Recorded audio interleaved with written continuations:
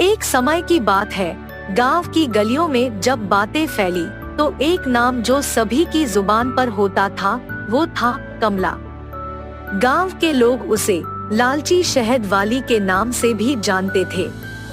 कमला गांव में एक पुरानी और अकेली महिला थी जिनकी बुढ़ापे में लालसा बढ़ गई थी और वह बाजार में अपने खुद के शहद का कारोबार करने लगी थी।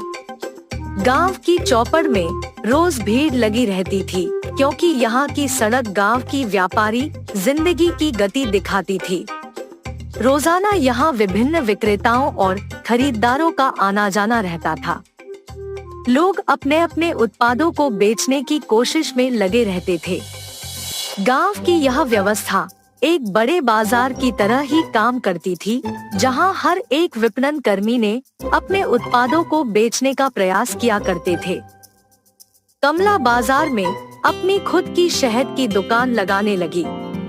वह जंगलों से शहद खरीदकर बाजार में बेचती थी, लेकिन उसकी खुद की खोज में लालसा इतनी बढ़ गई थी कि उसने खुद की अच्छे शहद की बजाय अन्य खराब वस्तु के साथ मिलाकर बेचने की शुरुआत कर दी। गांव के लोग कमला की शहद की दुकान पर शहद खरीदने आते थे। वह उनके सामने मिले खराब शहद के डिब्बे खोलती और उनसे कहती, देखो यह शहद बहुत पुराना है, गुड नहीं है। मैंने इसकी कीमत भी कम कर दी है, आप इसे सस्ते में खरीद सकते हैं। गांव के लोग उसकी बातों पर विश्वास कर लेते थे और उसके बताए दाम पर शहद खरीद लेते थे। कमला बहुत होशियार थी, उसे किसी के बारे में गलत जानकारी देने में कोई दिक्कत महसूस नहीं होती थी, क्योंकि उसे तो सिर्फ अपने फायदे की चिंता रहती थी।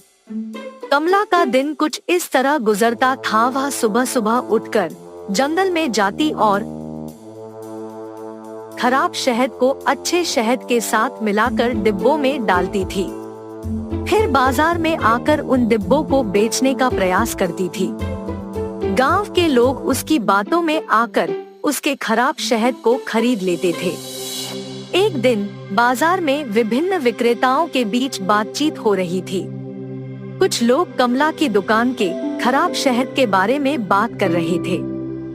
एक व्यक्ति ने कहा, आखिरकार ये कमला किस तरह से बिना किसी को पता चले अपने खराब शहद को बेच रही है। उसका यह काम बहुत ही अच्छे तरीके से हो रहा है।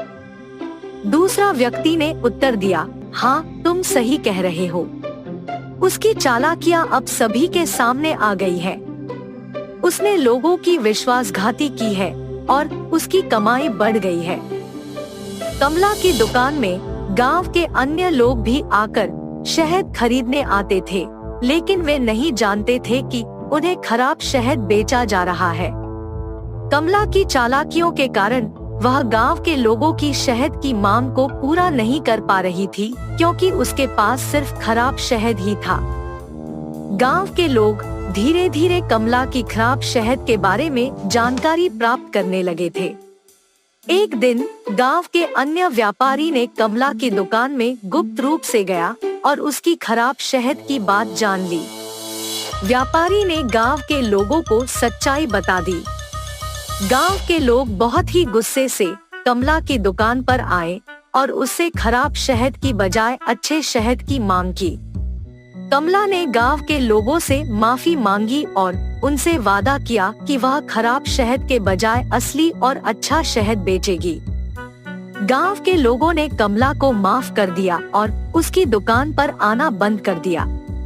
कमला ने उस पल से सबक सीखा कि लालसा और बड़े बड़े वादों से किसी को धोखा नहीं दिया जा सकता।